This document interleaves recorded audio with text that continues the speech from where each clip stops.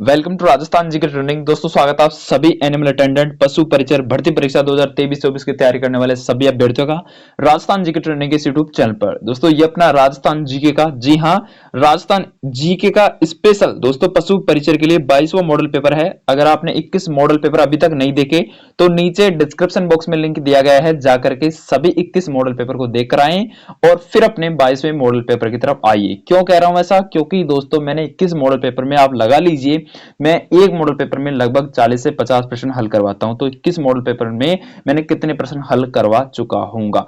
ठीक है, तो इसको आप मद्देनजर रखते हुए 21 मॉडल पेपर को देखने के बाद 22वें प्रश्न के बाद आएंगे, आप 22वें मॉडल पेपर पर आएंगे तो आपका कॉन्फिडेंस लेवल आपका हाई हो जाएगा और आप ज्यादा से ज्यादा प्रश्नों को हल करने की संभावना आपकी रहेगी। तो चलिए बिना किसी विलंब के चलते हैं। उससे पहले आपको चैनल को सब्सक्राइब करना है, बेल आइकन आ रहा होगा उसको ऑल पे प्रेस करना है, ताकि मैं जो भी वीडियो डालूं, जो भी मॉडल पेपर डालूं दोस्तों, उसका नोटिफिकेशन आपको सबसे पहले मिल जाएगा। क्यों? क्योंकि दोस्तों मैं लगभग भी ना तो आपके 100 मॉडल पेपर करवाने वाला हूं। जी हां, राजस्थान जीके के स्पेशल 100 मॉडल पेपर मैं आपके लिए करवाने वाला हूं, तो इसलिए चैनल को सब्सक्राइब करना तो बनता है। तो चलिए शुरू करते हैं, जनहित में जारी है ये आवाज। ठीक है, तो चलिए 11वें प्रश्न से शुरू करेंगे और 60 नंबर के प्रश्नों की तरफ चलेंगे। क्यों 11वें प्रश्न से? क्यों सर? क्योंकि 10 प्रश्न मैंने करंट अफेयर के निकाल दिए हैं, उनको बाद में अलग से डिस्कस करेंगे। ठीक है, चलिए 11वां प्रश्न आपके लिए है कि निम्नलिखित में से कौन सा कार्य नगरीय निकायों का नहीं होता? तो नगरीय निकायों का इनमें से कौन सा कार्य नहीं होता?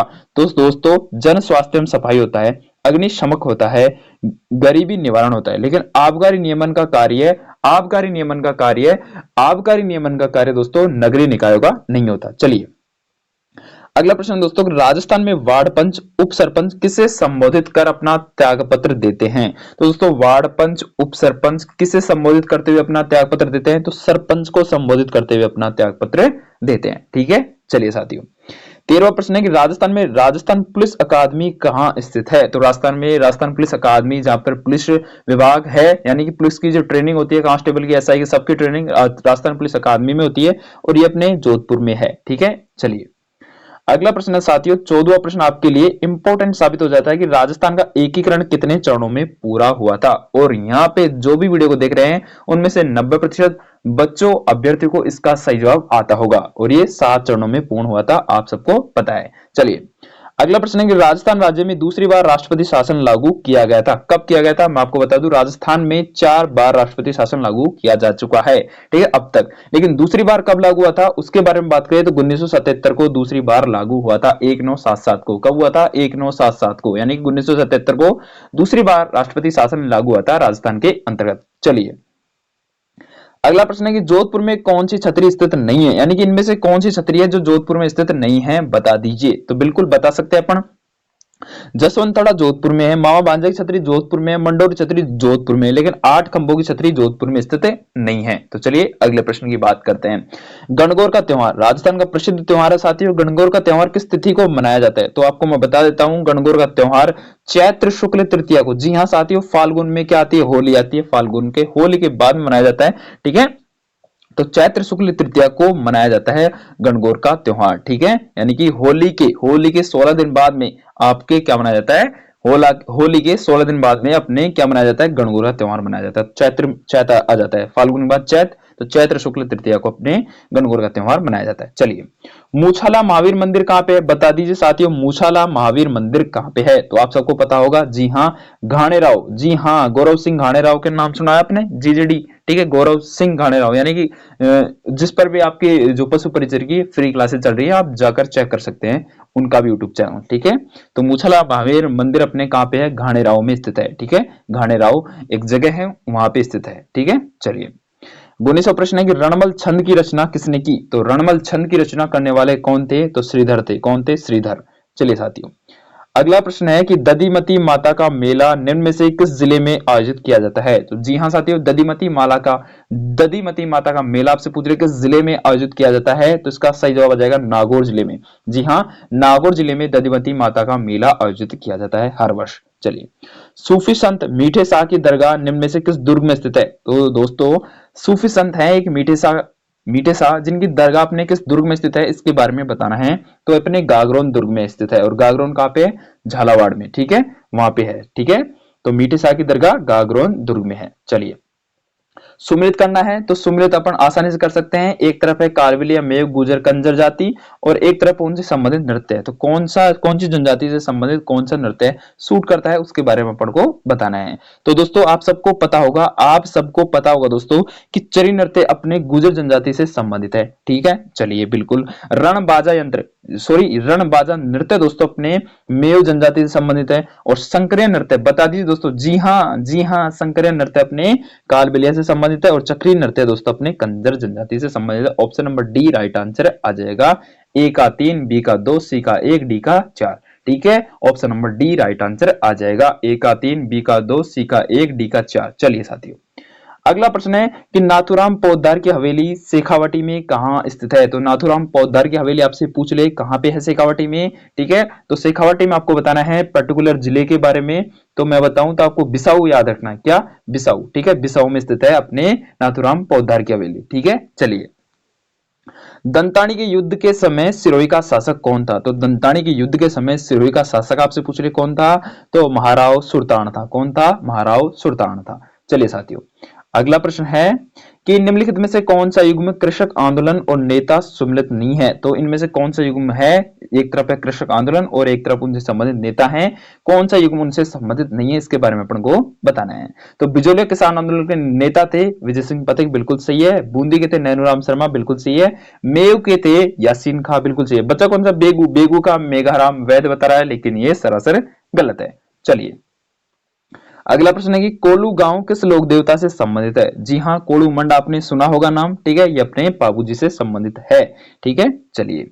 अगला प्रश्न है कि 1857 की क्रांति में अंग्रेज एवं जोधपुर राज्य की संयुक्त सेना को किसने पराजित किया था। जी हाँ, 1857 की क्रांति की बात करें तो अंग्रेज एवं जोधपुर राज्य की संयुक्त सेना को पराजित करने वाले थे ठाकुर कुशाल सिंह। जी हाँ, आहुआ के ठाकुर कुशाल सिंह। चलिए, समाज सुधार के उद्देश्य से देश हितैषणी सभा की स्थापना कहां की गई थी। बिल्कुल ही सरल प्रश्न है। देश हितैषणी सभा की स्थापना दोस्तों आपसे पूछ ले तो उदयपुर में की गई थी। उदयपुर यानी मेवाड़ में की गई थी देश हितैषणी सभा की स्थापना समाज सुधार के उद्देश्य से। चलिए, दिसंबर 1817 में अंग्रेजों के साथ संधि के समय कोटा के महाराव कौन थे। तो यानी कि 1817 में जब अंग्रेजों के साथ संधि हुई थी तो उस समय कोटा के महाराव आपसे पूछ ले तो आपको बताना है उम्मेद सिंह फर्स्ट थे। कौन थे? उम्मेद सिंह थे। चलिए साथियों, अगला प्रश्न है कि करौली राज्य में 1857 के विद्रोह के दौरान किस राज्य की सहायता हेतु अपनी सेना भेजी। यानी करौली राज्य ने 1857 की जिस टाइम क्रांति हो रही थी उस समय उस दौरान किस राज्य की सहायता हेतु करौली ने अपनी सेना भेजी थी। तो उस राज्य का नाम है कोटा। जी हाँ, कोटा की सहायता हेतु करौली ने क्या भेजी थी? 1857 की क्रांति के समय सैनिक भेजे थे अपनी। ठीक है, चलिए, कोटा की सहायता हेतु। अगला प्रश्न क्या कह रहा है कि निम्नलिखित में से कौन सा कथन बेड़च नदी के संबंध में सही नहीं है। तो कौन सा कथन सही नहीं है? बेड़च नदी के संबंध में बात करते हैं। ये गोगुंदा पहाड़ी से उद्गमित होती है, बिल्कुल सही है। ये गंगा नदी के बेसिन के अंतर्गत आती है, बिल्कुल सही है। गंभीरी और ओराई इसकी सहायक नदियां, बिल्कुल सही है। ऑप्शन नंबर डी ही गलत आ जाएगा क्योंकि यह गुलाबपुरा भीलवाड़ा के निकट बनास में नहीं मिलती। ठीक है, चलिए, अगला प्रश्न 32वां कि राजस्थान में सबसे बड़ी यानी कि बड़ी तीज का त्योहार मनाया जाता है। बिल्कुल ही सरल प्रश्न है और एग्जाम का सबसे फेवरेट प्रश्न है दोस्तों। राजस्थान में बड़ी तीज का त्योहार मनाया जाता है। तो राजस्थान में बड़ी तीज का त्योहार मनाया जाता है साथियों। ये मनाया जाता है भाद्रपद शुक्ल तृतीया को। जी हाँ, भाद्रपद शुक्ल तृतीया को मनाया जाता है। अपने भाद्रपद शुक्ल तृतीया को बड़ी तीज का त्योहार मनाया जाता है। ठीक है, चलिए, अगला प्रश्न भी सुमेलित करने वाला है। सुमेलित अपन आसानी से करते हैं क्योंकि इसमें अपन एक्सपर्ट हैं। सूची फर्स्ट से सूची सेकंड को मिलाना है। ठीक है, सूची फर्स्ट को सूची सेकंड से मिलाना है, आसानी से मिला सकते हैं। ऊन मंडी अपने कहां की प्रसिद्ध है? भाई बीकानेर की प्रसिद्ध है। ठीक है, संगमरमर मंडी बता दीजिए किसकी प्रसिद्ध है? किशनगढ़ की प्रसिद्ध है। जी हाँ, किशनगढ़ की प्रसिद्ध है संगमरमर मंडी। किशनगढ़ की नहीं, हाँ, किशनगढ़ की प्रसिद्ध है, सही है। राजस्थान का कानपुर किसको कहते हैं? भाई बिल्कुल कोटा को कहते हैं राजस्थान कानपुर। और गारमेंट सिटी अपने भीलवाड़ा की प्रसिद्ध है, यानी कि वस्त्र नगरी अपने भीलवाड़ा की प्रसिद्ध है। Option number A right answer आ जाएगा। ए का 2, बी का 1, सी का 4, डी का 3।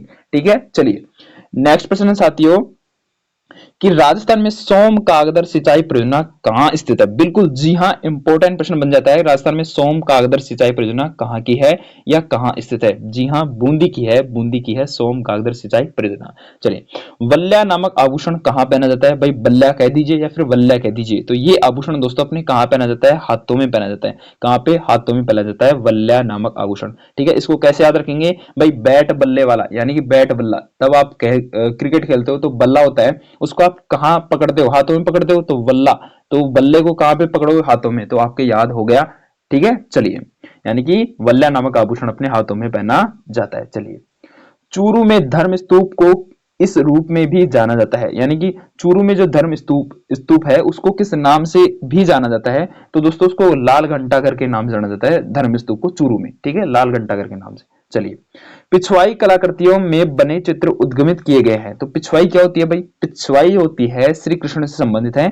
वो क्या है, भगवान कृष्ण के जीवन से संबंधित होती है पिछवाई कलाएं। ठीक है, और ये अपने कहां की प्रसिद्ध है, बिल्कुल नाथद्वारा की प्रसिद्ध है। चलिए, अगला प्रश्न है साथियों, कत्रियासर प्रमुख गद्दी है, यानी कत्रियासर में किसकी प्रमुख गद्दी है, किसकी पीठ है। जी हां, जसनाती संप्रदाय की प्रमुख गद्दी है, जसनाती संप्रदाय की प्रमुख पीठ है कत्रियासर बीकानेर में। चलिए, अगला प्रश्न है, कच्ची घोड़ी। कच्ची घोड़ी नृत्य के संदर्भ में कौन सा या फिर कौन से कथन सत्य हैं। कच्ची घोड़ी से संबंधित ये कथनों के बारे में अपन को डिस्कस करना है। तो चलिए कथनों के बारे में डिस्कस कर लेते हैं कि यह एक महिला प्रधान नृत्य है, और दूसरा है यह राजस्थान के शेखावटी क्षेत्र से आरंभ हुआ है। तो दोस्तों 39वें प्रश्न का सही जवाब आपको देना है कि क्या कच्ची घोड़ी से संबंधित ये बातें फिट जच रही है क्या, ये बातें फिट जच रही है क्या, इसके बारे में अपन को जवाब देना है। तो आसानी से अपन इसका जवाब दे सकते हैं। इसके जो पॉइंट है वो क्या कह रहे हैं, उसको आप सही ढंग से पढ़िए। पॉइंट क्या कह रहे हैं कि यह एक महिला प्रधान नृत्य है, क्या ये बात सही है क्या, महिला प्रधान नृत्य है, क्या ये बात सही है क्या।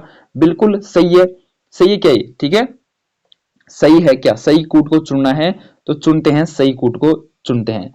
तो अपना है आगे नेक्स्ट भी है कि विशेषतः विवाह के अवसर पर किया जाता है, विशेषतः विवाह के अवसर पर, यह बात भी सही है। ठीक है, विशेषतः विवाह के अवसर पर ही किया जाता है कच्ची घोड़ी नृत्य। यह नृत्य शाहजहां के शासनकाल में शुरू हुआ था, इसकी कोई गारंटी नहीं है भाई शाहजहां के काल में शुरू हुआ था। ठीक है, यानी चौथे नंबर को तो आप सरासर काट दीजिए, तीसरा बिल्कुल सही है फिलहाल तो। और दो में से आप बात करते हैं पहले और दूसरे में से कौन सा सही है। ये महिला प्रधान नृत्य नहीं है दोस्तों, ये पुरुष प्रधान नृत्य यानी कि पुरुष करते हैं इसको। ठीक है, और यह शेखावटी क्षेत्र में आरंभ हुआ था। ये आपको याद रखना, यानी 2 और 3 राइट आंसर आ जाएगा।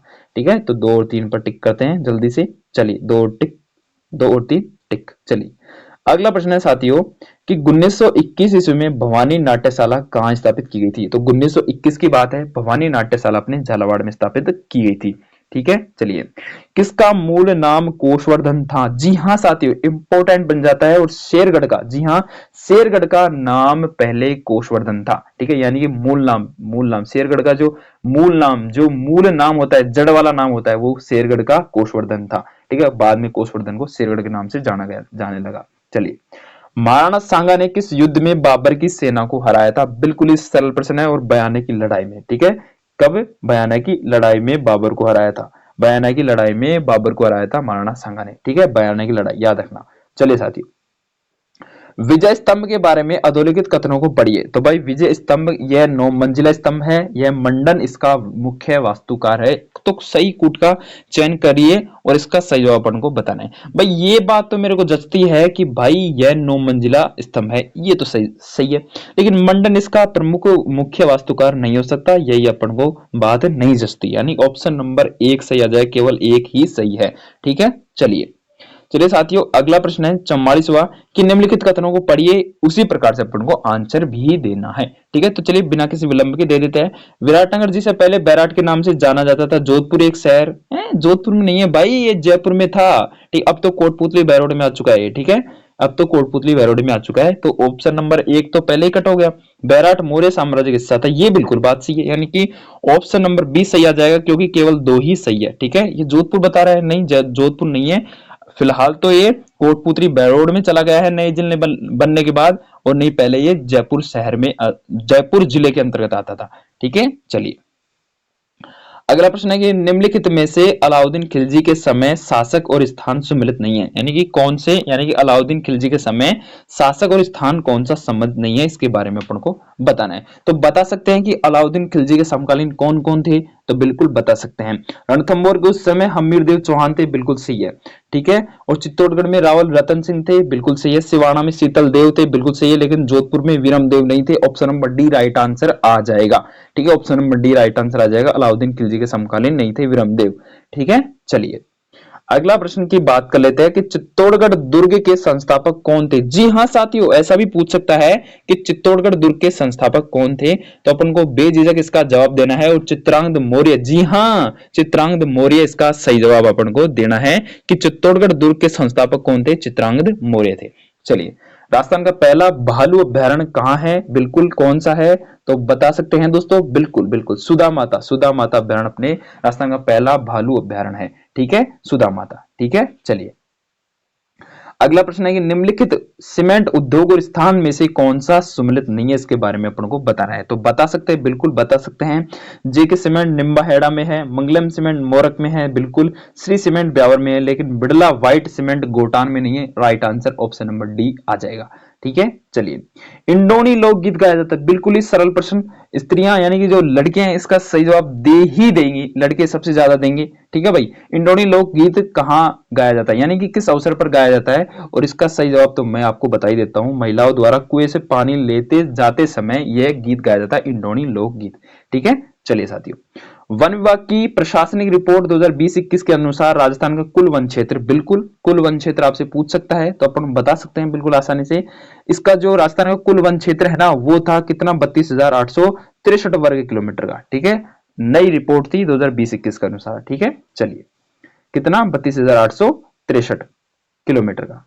अगला है कि जल उपलब्धता के आधार पर राजस्थान के उच्चतम दो नदियों के बेसिन है, यानी कि सबसे ज्यादा जल उपलब्धता किन नदियों में है, इसके बारे में अपन को बताना है। तो चंबल और बनास राइट आंसर आ जाएगा, इसमें ही इन दो नदियों में ही सबसे ज्यादा जल उपलब्धता की मात्रा है, ठीक है। चलिए अगला प्रश्न है कि निम्नलिखित में से कौन सा भौगोलिक क्षेत्र और जिले सही सम्मिलित नहीं है, इसके बारे में बताना है। यानी भौगोलिक स्थान और जिले उनसे संबंध नहीं है, इसके बारे में अपन को बताना है। तो चलिए बता सकते हैं, बिल्कुल आसानी से बता सकते हैं।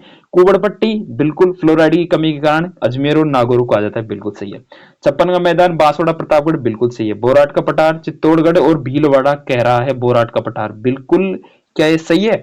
और ऊपर मालवा पठार भीलवाड़ा चित्तौड़गढ़ तो सही है, लेकिन बोराट का पठार ये गलत दे दिया भाई, ठीक है। ऑप्शन नंबर सी ही राइट आंसर आ जाएगा, ठीक है। चलिए अगला प्रश्न है कि निम्नलिखित में से राजस्थान के किन जिलों में उप आर्द्र जलवायु पाई जाती है। तो उप आर्द्र जलवायु, उप आर्द्र जलवायु आसानी से बता सकते हैं, बिल्कुल ही सरल प्रश्न है।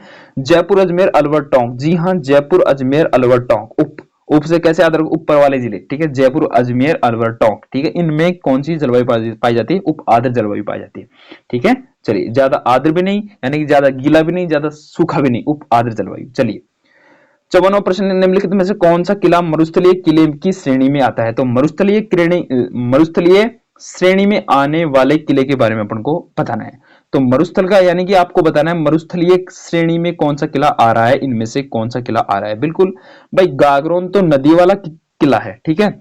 नाहरगढ़ भी ऐसा नहीं है, मेहरानगढ़ भी, ये सिर्फ पहाड़ी वाले किले हैं, गागरोन पानी वाला है। तो जूनागढ़ रहा ना, जैसलमेर वाला जूनागढ़, ठीक है। चलिए अगला मारवाड़ में दामिनी क्या था। तो मारवाड़ में दामिनी क्या है भाई, दामिनी एक प्रकार की है, ओढ़नी है भाई, ओढ़नी दामिनी, ठीक है। ओढ़नी है, ठीक है।